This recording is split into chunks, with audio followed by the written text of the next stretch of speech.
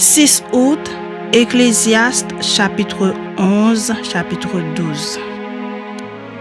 Jette ton pain sur la face des eaux, car avec le temps tu le retrouveras.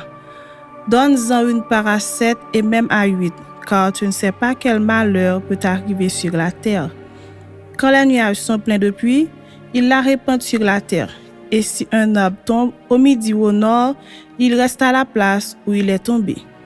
Celui qui observe le vent ne sèmera point, et celui qui regarde les nuages ne moissonnera point. Comme tu ne sais pas quel est le chemin du vent, ni comment se forment les eaux dans le ventre de la femme enceinte, tu ne connais pas non plus l'œuvre de Dieu qui fait tout. Dès le matin, sème ta semence, et le soir, ne laisse pas reposer ta main. Car tu ne sais point ce qui réussira, ceci ou cela, ou si l'un et l'autre sont également bons. La lumière est douce et il est agréable aux yeux de voir le soleil.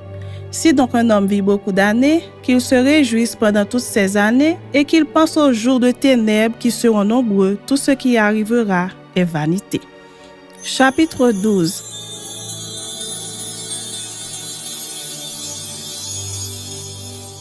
Jeune homme, réjouis-toi dans ta jeunesse, livre ton cœur à la joie pendant les jours de ta jeunesse, marche dans les voies de ton cœur et selon les regards de tes yeux.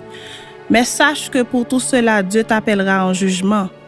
Bannis de ton cœur le chagrin et éloigne le mal de ton corps, car la jeunesse et l'aurore sont vanité. Mais souviens-toi de ton Créateur pendant les jours de ta jeunesse, avant que les jours mauvais arrivent et que les années s'approchent, où tu diras « Je n'y prends point de plaisir ».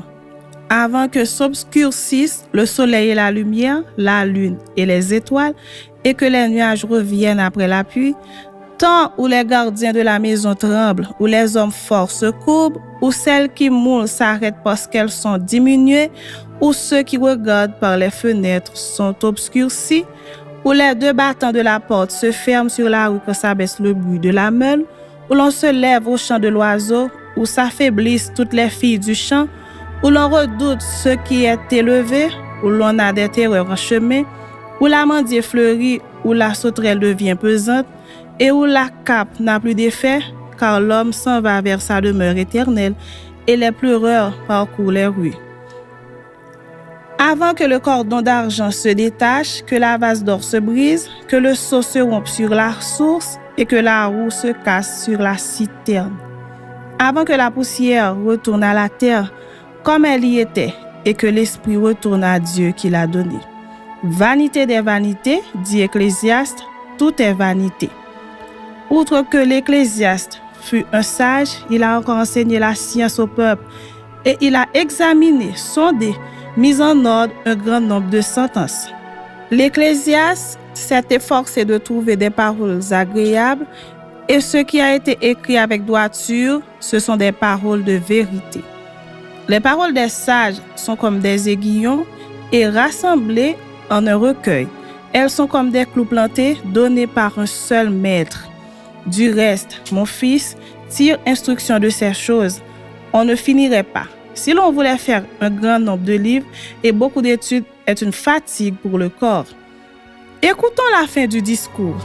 Crains Dieu et observe ses commandements, c'est là ce que doit faire tout homme. Car Dieu amènera toute œuvre en jugement au sujet de tout ce qui est caché, soit bien, soit mal.